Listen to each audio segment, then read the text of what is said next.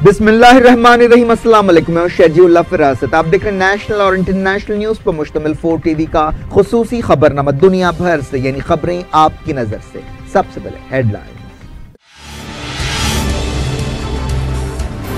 दरा का control Syrian फौज के हवाले करने के लिए रशियन ओहदेदारों और अपोजिशन में बातचीत। कई जगह सीरिया के झंडे लहरा दिए गए।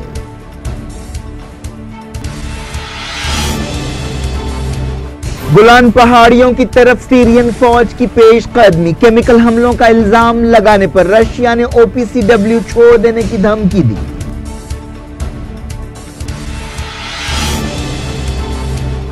ट्रंप ने कहा पुतिन से सीरिया पर बात होगी। मगरबी मुल्कों की दखल अंदाजियों से दहशतगर्दों को फायदा हो रहा है, रशिया ने लगाया इल्जाम।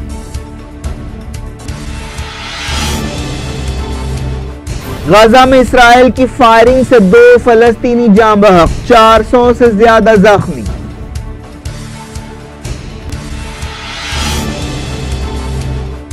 खामनाई ने कहा अमेरिका ईरानी अवाम और हुकूमत के बीच इख्तिलाफात पैदा करने की कोशिश कर रहा है, मंसूबा नाकाम होगा।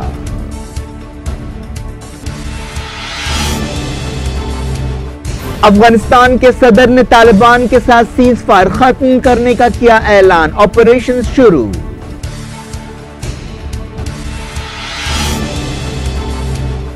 नॉर्थ कोरिया ने अमन कोशिशों के बावजूद न्यूक्लियर हथियारों में इस्तेमाल होने वाले यूरेनियम की पैदावार बढ़ा दी।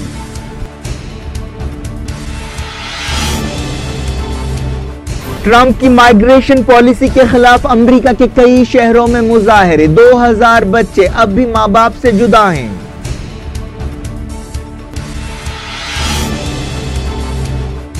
कश्मीर में सैलाब का खतरा, ओहदेदार चौकस। गवर्नर ने लिया सूरत हाल का जायजा।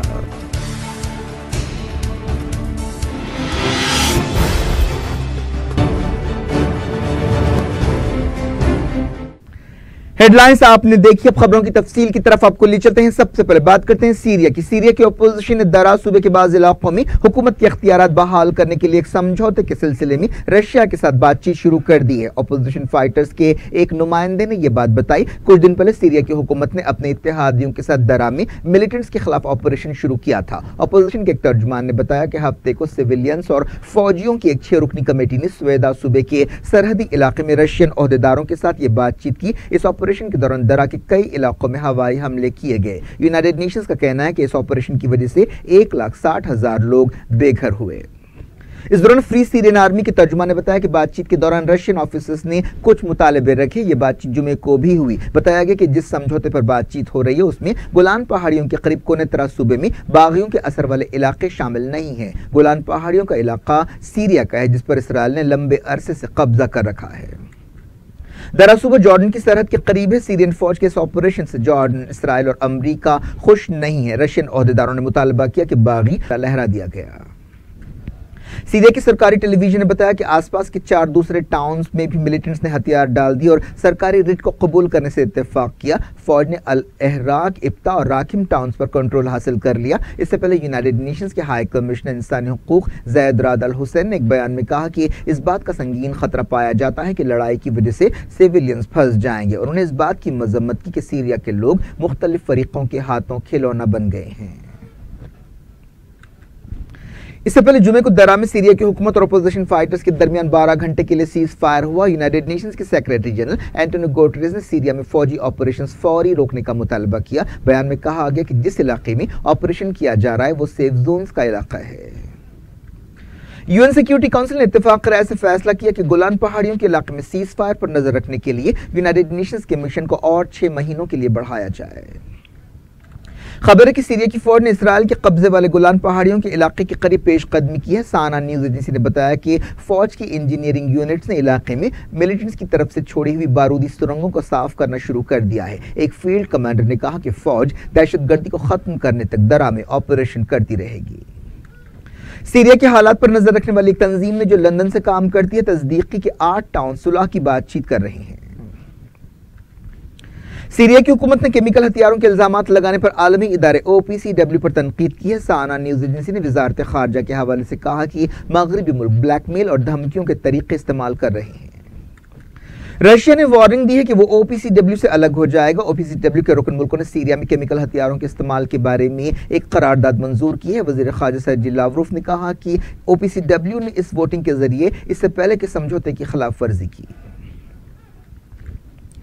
अमेरिका के सदर डोनाल्ड ट्रंप ने कहा है कि वो 16 जुलाई को रशिया के सदर व्लादिमीर पुतिन के साथ अपनी मुलाकात में सीरिया, यूक्रेन, इलेक्शंस और दूसरे मसाइल पर बात करेंगे। व्हाइट हाउस और क्रेमलिन ने ऐलान किया कि ट्रंप और पुतिन के बीच फिनलैंड के दारुलहुकूमत हेलेंस्की में मुलाकात होगी, जिसमें कई आपसी और आलमी मसाइल पर बात की जाएगी। ट्रंप ने कहा कि हम अमन के बारे में भी बात करेंगे, हम हथियारों पर लाखों डॉलर के खर्च को बचाने के बारे में बात करेंगे। उन्होंने कहा कि हम एक ऐसी फोर्स बना रहे हैं जिसे कभी हमने नहीं देखा। वो पुतिन के साथ अपनी पहली छोटी मुलाकात करने वाले हैं। हालांकि दोनों लीडर्स ने पिछले 1.5 साल में 2 मरतबा मीटिंग की है। रशिया पर पाबंदी हटाने के बारे में ट्रंप ने कोई वादा नहीं किया।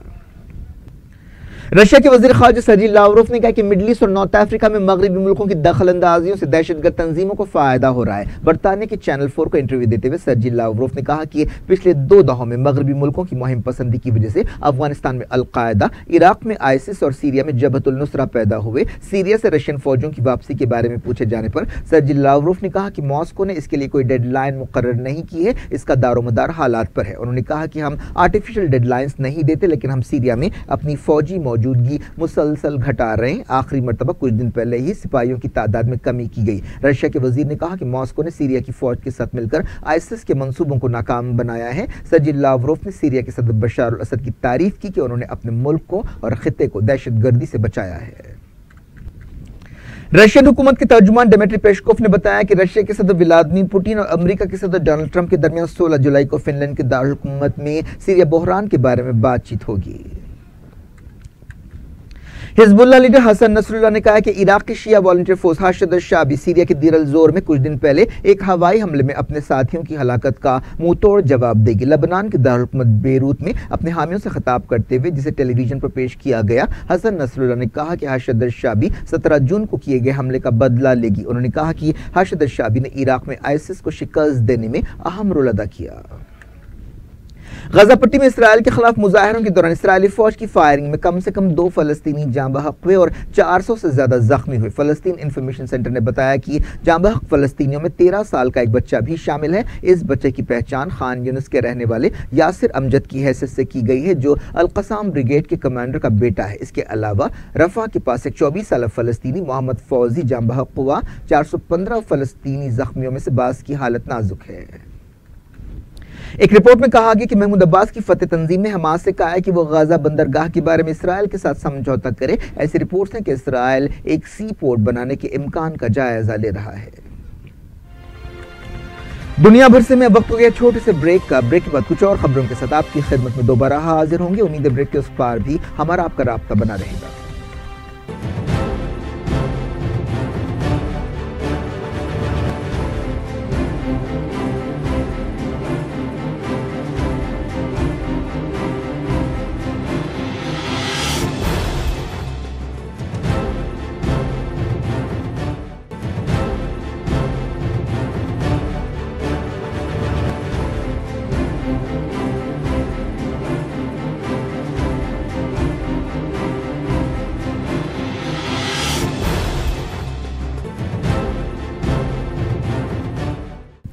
Welcome back. आप देख रहे हैं अपना पसंदीदा खबरनामा दुनिया भर से। मैं शजीउल अफसर। इस खबरनामे में हम आपके लिए लाते हैं दुनिया के गोशे गोशे से आप ही की पसंद और दिलचस्पी की खबरें। आगे बढ़ने से पहले हेडलाइंस एक बार।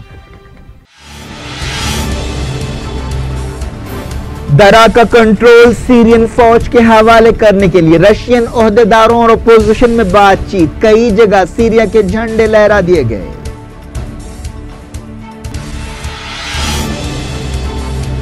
गुलान पहाड़ियों की तरफ सीरियन फौज की पेशकदमी। केमिकल हमलों का इल्जाम लगाने पर रशिया ने ओपीसीडब्ल्यू छोड़ देने की धमकी दी।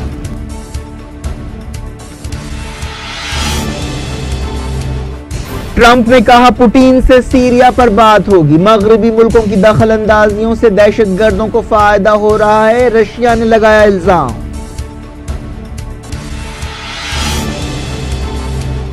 गाजा में इसराइल की फायरिंग से 2 फलस्तीनी जाँ बहक, 400 से ज्यादा जख्मी।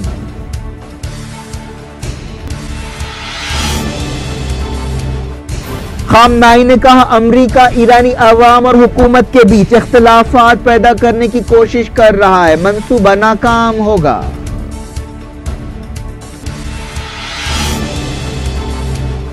अफगानिस्तान के सदर ने तालिबान के साथ सीज फायर खत्म करने का किया ऐलान, ऑपरेशन शुरू।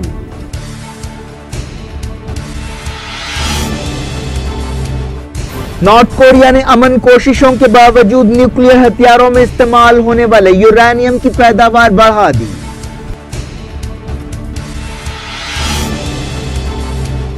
ट्रंप की माइग्रेशन पॉलिसी के खिलाफ अमेरिका के कई शहरों में मुजाहरे, 2000 बच्चे अब भी मां बाप से जुदा हैं।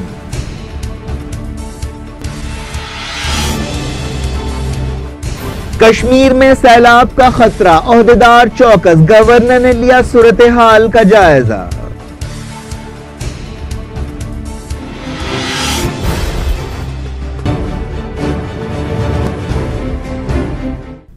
डायरेक्ट इंटरनेशनल न्यूज के सिलसिले को अफगानिस्तान के सदर अशरफ गनी ने तालिबान के साथ सीज फायर खत्म करने का ऐलान किया है और सिक्योरिटी फोर्सेस को हुक्म दिया है कि ऑपरेशंस फिर से शुरू कर दिए जाएं। अशरफ गनी ने काबुल में एक प्रेस कॉन्फ्रेंस से खिताब करते हुए यह ऐलान किया। उन्होंने तालिबान से अपील की कि वो अमन के अमल में शामिल हो जाएं। पिछले 18 दिनों से अफगानिस्तान की हुकूमत तालिबान के साथ सीज फायर पर अमल कर रही थी। उन्होंने कहा कि तालिबान ने ही जंगबंदी को तोड़ा है, वो फैसला करें कि क्या वो मारधाड़ जारी रखना चाहते हैं या अमन के अमल में शामिल होना चाहते हैं। अशरफ गनी ने 5 जून को तालिबान के साथ किसी शर्त के बगैर सीजफायर का ऐलान किया था।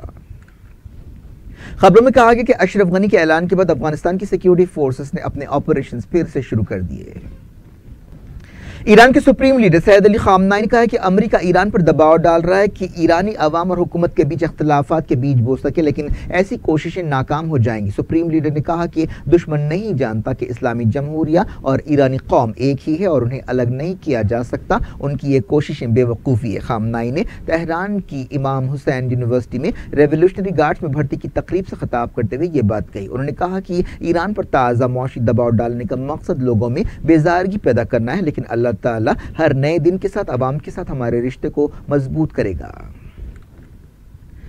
मौशी सरगर्मियों पर नजर रखने वाली आलमी तंजीम फाइनेंशियल एक्शन टास्क फोर्स ने ईरान के खिलाफ बाज नरमियों की मुद्दत बढ़ाई है, लेकिन माली इस्लाहात या रिफॉर्म्स पर अमल करने या नतीजे भुगतने के लिए अक्टूबर की डेडलाइन मुकर्रर की है। पेरिस से काम करने वाली तंजीम पर अमेरिका की तरफ से काफी दबाव है कि वो ईरान को दी जाने वाली रियायतें हटा दें। हाल ही में इस तंजीम ने पाकिस्तान को भी ग्रे लिस्ट में शामिल किया था। हिंदुस्तान ने इस आलमी इदारे के फैसले पर खुशी का इजहार किया है।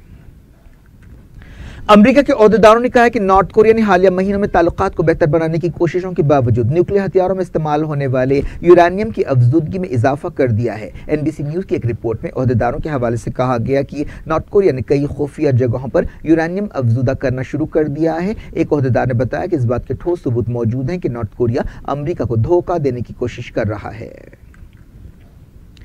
अमेरिका में डोनाल्ड ट्रंप की सख्त माइग्रेशन पॉलिसी के खिलाफ बड़े पैमाने पर मुजाहरे जारी हैं। अलग अलग शहरों में 630 से ज्यादा मुजाहरे किए गए। इन लोगों ने जुदा होने वाले माइग्रेंट खानदानों को मिलाने का मुतालबा किया। ट्रंप ने यह पॉलिसी वापस ले ली है, लेकिन इसके बावजूद कोई 2000 बच्चे अभी अपने माँ बाप से अलग हैं। ट्रंप के इस फैसले के खिलाफ हर तरफ से दबाव पड़ रहा था। इसके बाद उन्होंने अपनी पॉलिसी वापस ली। इस पॉलिसी के तहत साउथ अमेरिका के मुल्कों के उन लोगों को अमेरिका से बाहर कर दिया गया था जो गैर कानूनी तौर पर आए थे, लेकिन अमेरिका में पैदा होने वाले बच्चों को अमेरिका में ही रखने का फैसला किया गया था और उनके माँ बाप को वापस भेज दिया गया था। जुमेरात से मुसलसल कई अमेरिकी शहरों में ऐसे मुजाहरे हो रहे हैं। सैकड़ों एहतजाजियों को गिरफ्तार करने की भी खबर है। एक रिपोर्ट में कहा गया कि यूरोपीय इत्तेहादियों के साथ रवैये और ट्रंप के बयानात की वजह से एस्टोनिया में अमेरिका के सफीर ने इस्तीफा दे दिया है। फॉरेन पॉलिसी मैगजीन ने यह बात बताई।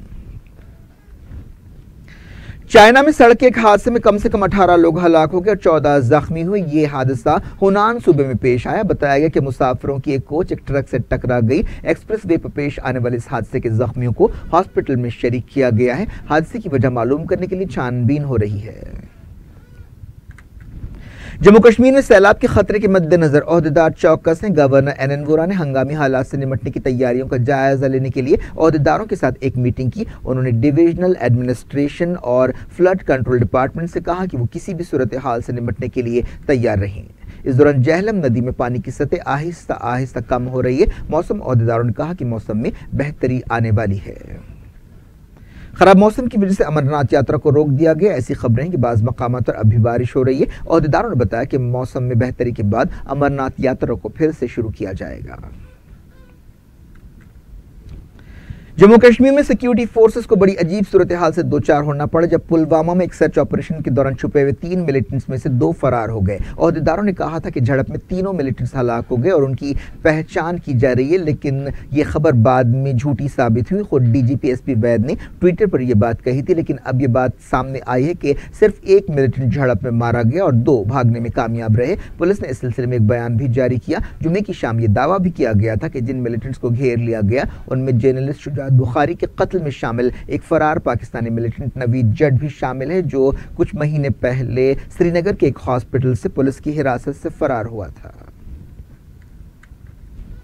महाराष्ट्र पुलिस ने एक बिल्डर की शिकायत पर एक्सटॉर्शन केस के सिलसिले में अंडरवर्ल्ड डॉन दाऊद इब्राहिम और उनके भाइयों इकबाल कसकर और अनीस इब्राहिम के खिलाफ चार्जशीट दाखिल की है। थाने पुलिस के एक सीनियर ओहदेदार ने यह बात बताई। बिल्डर की शिकायत में कहा गया था कि इकबाल कसकर ने 3 करोड़ रुपए का मुतालबा किया और उन्हें धमकी दी। एक खुसूसी अदालत ने विजय माल्या को 27 अगस्त को पेश होने का हुक्म दिया है। विजय माल्या पर इल्जाम है कि कई बैंकों को उन्होंने करोड़ों रुपयों का चूना लगाया और मुल्क से फरार हो गए। मनी लॉन्ड्रिंग की रोकथाम के लिए काम करने वाली अदालत के जज MS आजमी ने यह नोटिस जारी की। हाल ही में विजय माल्या ने कहा था कि वो अपनी जायदादें बेचकर कर्ज वापस करने के लिए तैयार हैं। जर्नलिस्ट गौरी लंकेश कत्ल केस के एक अहम मुल्जिम अमोल काले की एक डायरी मिली है, जिसमें कहा गया है कि सिर्फ गौरी लंकेश ही नहीं बल्कि 36 दूसरे लोगों को टारगेट किया जाना है। इस डायरी में चंद लोगों के नाम भी शामिल है। इनमें से ज्यादातर का ताल्लुक महाराष्ट्र से है और 10 का ताल्लुक कर्नाटक से बताया गया है। क्या कुछ हो रहा है आपकी दुनिया में, आखिर में हेडलाइंस दुनिया भर से एक बार फिर देखते हैं। दरा का कंट्रोल सीरियन फौज के हवाले करने के लिए रशियन ओहदेदारों और अपोजिशन में बातचीत। कई जगह सीरिया के झंडे लहरा दिए गए।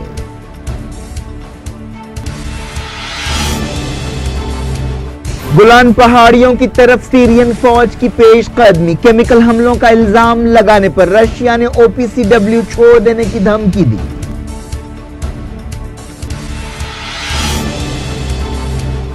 ट्रंप ने कहा पुतिन से सीरिया पर बात होगी। मगरबी मुल्कों की दखल अंदाजियों से दहशतगर्दों को फायदा हो रहा है, रशिया ने लगाया इल्जाम।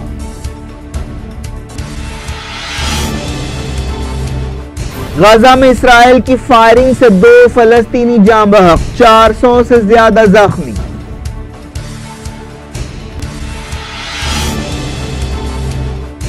खामनाई ने कहा अमेरिका ईरानी अवाम और हुकूमत के बीच इख्तिलाफात पैदा करने की कोशिश कर रहा है, मंसूबा नाकाम होगा।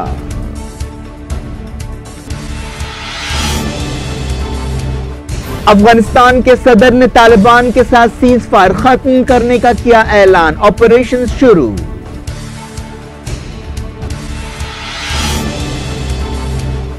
नॉर्थ कोरिया ने अमन कोशिशों के बावजूद न्यूक्लियर हथियारों में इस्तेमाल होने वाले यूरेनियम की पैदावार बढ़ा दी।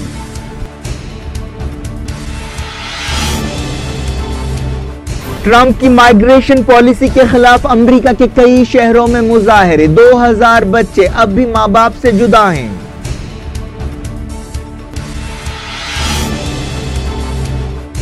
कश्मीर में सैलाब का खतरा, ओहदेदार चौकस। गवर्नर ने लिया सूरत हाल का जायजा।